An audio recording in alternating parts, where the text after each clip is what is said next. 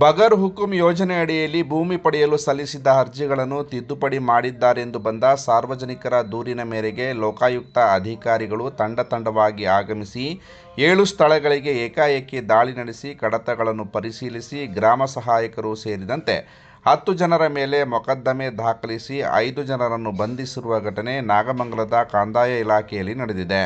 ಮುಂಜಾನೆ ದಾಳಿ ನಡೆಸಿದ ಅಧಿಕಾರಿಗಳು ಮಿನಿ ವಿಧಾನಸೌಧದಲ್ಲಿರುವ ಭೂಮಿ ಶಾಖೆ, ಗ್ರಾಮ ಸಹಾಯಕ ಯೋಗೇಶ್ ರವರ ಕಾಂತಾಪುರದ ಮನೆ, ಅವರ ಮಳಿಗೆ, ತುಪ್ಪದಮಡು ಗ್ರಾಮದ ಮಾವನ ಮನೆ, ಮತ್ತೊಬ್ಬ ಸಹಾಯಕ ಯೋಗೇಶ್ ರವರ ಬದರಿಕೊಪ್ಪಲಿನ ಗ್ರಾಮದ ಮನೆ, ಖಾಸಗಿ ವ್ಯಕ್ತಿ ವಾಸಿಂ ಎಂಬುವರ ಮನೆಯಲ್ಲೂ ಸಹ ಬುಧವಾರ ಮಧ್ಯಾಹ್ನ ತನಕ ಪರಿಶೀಲನೆ ನಡೆಸಿತು.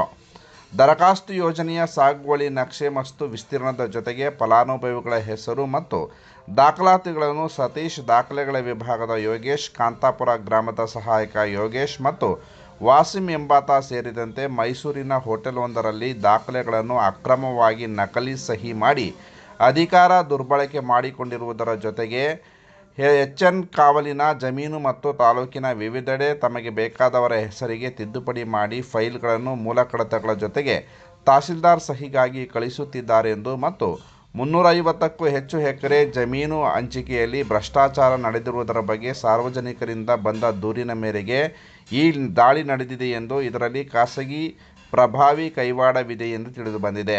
ಈ ವಿಷಯದಲ್ಲಿ ಕೋಟ್ಯಾಂತರ ರೂಪಾಯಿ ವಹಿವಾಟು ನಡೆದಿದೆ ಎಂದು ತಿಳಿದುಬಂದಿದೆ. ಅಧಿಕಾರಿಗಳು 2 ದಿನಗಳ ತನಕ ಲೋಕಾಯುಕ್ತ ಎಸ್ಪಿ ಲೇಪಾಕ್ಷಮೂರ್ತಿ ಸಾರಥ್ಯದಲ್ಲಿ ದಾಳಿ ನಡೆಸಿ ಕಡತಗಳನ್ನು ಪರಿಶೀಲಿಸಿ ಗ್ರಾಮ ಸಹಾಯಕರು ಸೇರಿದಂತೆ 5 ಬಂಧಿಸಿ ಹೆಚ್ಚಿನ ತನಿಖೆಗಾಗಿ ಪೊಲೀಸರಿಗೊಪ್ಪಿಸಿದ್ದಾರೆ. ನಂತರ ಅವರನ್ನು ನ್ಯಾಯಾಂಗ ಬಂಧನಕ್ಕೆ ಒಳಪಡಿಸಲಾಗಿದೆ.